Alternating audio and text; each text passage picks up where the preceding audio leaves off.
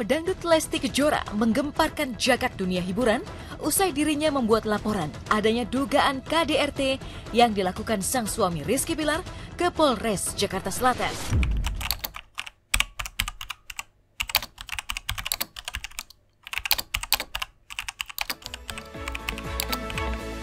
Assalamualaikum warahmatullahi wabarakatuh. Waalaikumsalam warahmatullahi wabarakatuh. Berjumpa lagi kita dalam acara Santai Sore dari Pengadilan Agama Surabaya. Izinkan saya, Yanti Fitriani, untuk bisa memandu acara Santai Sore kita pada kali ini. Oh ya, hari ini kita memiliki tema yang sedang lagi banyak diperbincangkan oleh khalayak ramai, yaitu mengenai KDRT. Nah, pada sore kali ini kita kedatangan narasumber, yaitu seorang hakim senior di Pengadilan Agama Surabaya. Beliau bernama Bapak Dr. Andes Haji Nur Hasan SHMH. Assalamualaikum Bapak. Waalaikumsalam warahmatullahi wabarakatuh. Bagaimana kabarnya Pak? Alhamdulillah. Sehat-sehat Alhamdulillah, fi sihatin wa afiyah. Amin. Yang penting itu ya Pak ya, sehat dulu ya. Iya. Baik Pak. Sehat itu mahal harganya. Betul sekali Pak, itu yang Iya. paling utama. Ini Pak, tadi sudah saya beri sedikit gambaran mengenai tema kita pada sore kali ini. Iya. Nah, temanya yaitu mengenai KDRT atau kekerasan dalam rumah tangga. Nah, saya sendiri ini kurang paham nih Pak, awam nih Pak ceritanya.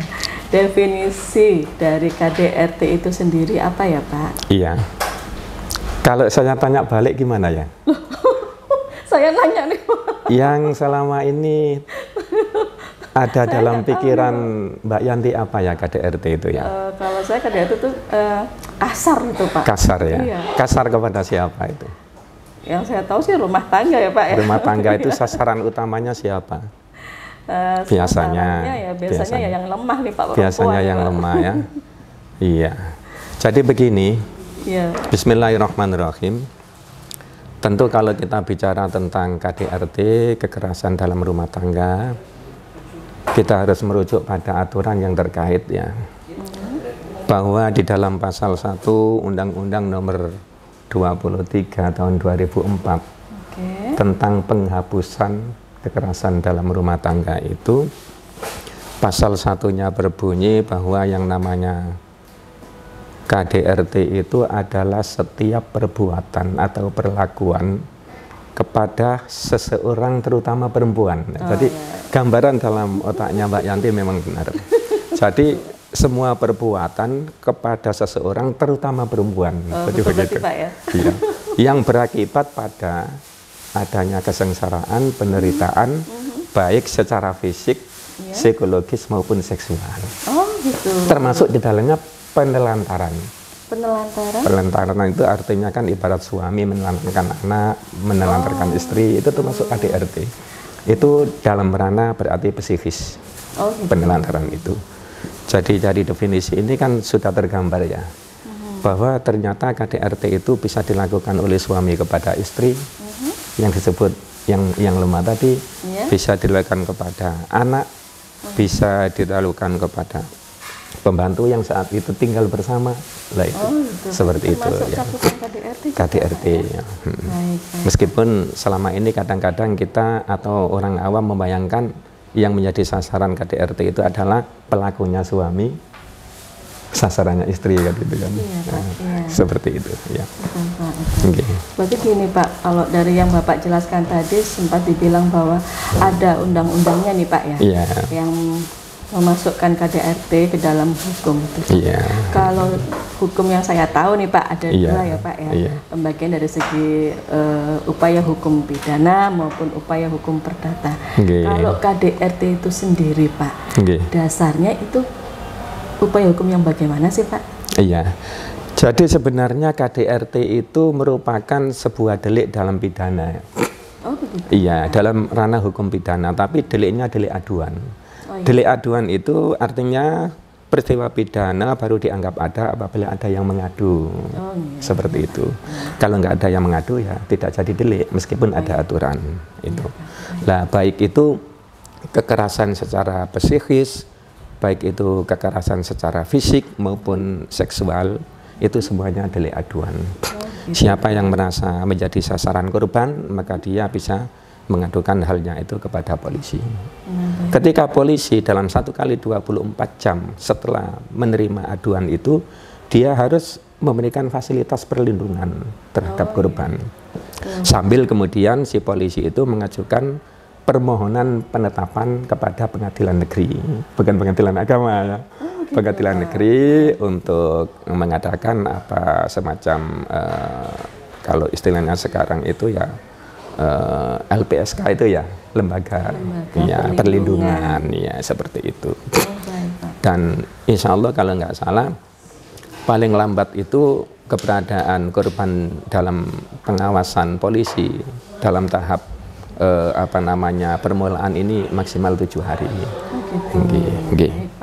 Sekarang berarti kita membicarakan mengenai wilayah kita nih Pak, peradilan agama. Peradilan agama, kaitannya dengan KDRT ya. Ya itu maksud saya Pak. Kalau selama ini Pak, wilayah kita nih peradilan agama yang cakupannya mengenai KDRT, sejauh apa peradilan agama bisa menangani atau menerima mengenai aduan KDRT Pak? Yang jelas telah saya sampaikan bahwa ini adalah ranah pidana. Untuk sementara ini kalau barangkali di Aceh barangkali ada jinayat ya, kalau kita kan masih berdata. Sehingga kalau pengadilan agama tidak berwenang dalam kaitan dengan KDRT. Justru KDRT itu kalau dikaitkan dengan kewenangan pengadilan agama adalah merupakan alasan perceraian. Oh begitu. Iya. Jadi KDRT itu adalah merupakan salah satu bentuk pertengkaran, yaitu alasan perceraian huruf F, pasal 19. Itu tadi pasal 19 itu huruf F itu bukan undang-undang tapi PP ya, peraturan pemerintah. 75 ya. Pengadilan agama bisa menerima Pak ya. Ya, menerimanya tadi dalam arti dia merupakan alasan perceraian. Karena masuk pada pertengkaran, ada pertengkaran mulut, ada pertengkaran fisik. Lah ini kalau fisik sudah masuk KDRT. Tapi ranah pidananya bukan kewenangan pengadilan agama, tapi sebagai alasan yang dijadikan alasan untuk bercerai di pengadilan agama, baik cerai talak maupun cerai gugat. Kenapa cerai talak? Masa mungkin seorang suami di KDRT oleh istri? Ya mungkin saja ya. Bisa ya Pak ya? Ya mungkin ya. Bisa ya Pak? Ya, saya baru tahu ya, Pak. Ternyata KDRT itu bisa dilakukan oleh suami kepada istri atau sebaliknya ya, iya. Artinya begini Pak, memang dari definisi KDRT tadi kan mencakup juga orang yang termasuk yang pertama lingkup rumah tangga kan, bukan lingkup di luar rumah tangga. KDRT itu karena kekerasan dalam rumah tangga, di mana anggota rumah tangga itu yang paling pertama kan suami, istri, dan anak. Itu yang pertama. Pasal 5 huruf A itu seperti itu. Oh, pasal 2 barangkali, pasal 2 huruf A. Kemudian huruf B-nya itu adalah orang-orang yang mempunyai hubungan keluarga dengan istri, dengan bapak atau suami atau dengan anak, baik itu secara perkawinan, perwalian maupun persusuan. Dan yang terakhir yang C adalah orang yang ikut bekerja membantu dalam rumah tangga itu, tapi dia tidak pulang, artinya dia ikut nginap di situ. Itu termasuk sasaran KDRT, termasuk orang yang dikategorikan sebagai dalam rumah tangga, kekerasan dalam rumah tangga. Baik. Dari penjelasan Bapak cukup jelas, teman-teman. Saya juga ingin tahu selama Bapak ini menjadi hakim, menyidangkan berbagai macam perkara, terutama perkara perceraian. Ada nggak sih Pak yang alasannya, salah satunya itu Pak, mengalami KDRT, baik secara verbal maupun secara fisik, ada nggak Pak? Iya kan banyak. Oh, ada ya Pak? Iya, bahkan bisa dikatakan hampir. Iya, karena seperti ya, pertengkaran, saling mengejek. Ya itu kan KDRT secara psikis ya. Jadi setiap perbuatan yang menyengsarakan. Iya, kepada siapapun, kepada istri atau sebaliknya, kepada suami atau kepada anak, kepada pembantu bahkan. Nah, saya mau tanya ini Pak, secara ini Pak ya, langkah-langkahnya ini Pak. Kalau ada orang mendaftarkan perceraiannya sudah pastilah dia udah nggak tahan ini Pak ya, dia akan mengambil keputusan untuk bercerai, mendaftarkan ke pengadilan agama. sudah mendaftarkan, otomatis kemudian lingkap pertamanya adalah selanjutnya adalah sidang. Inggih. Nah, dalam sidang itu apa Pak yang biasanya Bapak perlu ditanyakan terlebih dahulu? Iya, sesuai dengan amanat undang-undang kan, sebelum hakim itu memeriksa pokok perkara, sebelum ada lembaga mediasi itu dulu hanya perdamaian di setiap permulaan sidang, gitu, yang Pak. dihadiri oleh pihak prinsipal kalau itu ada kuasanya. Iya. Sekarang di samping ada perdamaian oleh majelis hakim juga ada mediasi. Oh, iya. Ada mediasi. Meskipun demikian, seandainya mediasi gagal, perdamaian awal gagal, itu setiap persidangan akan dibuka, itu juga majelis selalu berupaya untuk mendamaikan. Oh, gitu ya. Hanya karena kalau dulu ketika saya tugas di peradilan yang perkaranya sedikit, memungkinkan sekali untuk memberikan wejangan-wejangan. Tapi kalau seperti Surabaya ya asal mendamaikan saja ya, tidak mungkin kemudian kita memberikan sebuah solusi atau sebuah pandangan. Tapi yang jelas sesungguhnya kita sama-sama memahami dan mungkin juga menyimpulkan bahwa ternyata rumah tangga Islam itu memang kebanyakan tidak atau belum memahami fungsi masing-masing. Jadi karena memang baik laki sebagai suami maupun perempuan sebagai istri itu punya tanggung jawab dan kewajibannya masing-masing, saling menyayangi, saling mencintai, saling menghormati, saling membantu, saling pokoknya. Iya. Kalau bisa begitu ya insya Allah perceraian itu tidak akan terjadi. Yang selama ini kesannya kan sedikit ada pertengkaran, cerai, sedikit ada kekurangan, cerai, sedikit curiga, cerai. Baik Pak, saya kira ini sudah cukup banyak nih Pak yang dijelaskan Pak ya.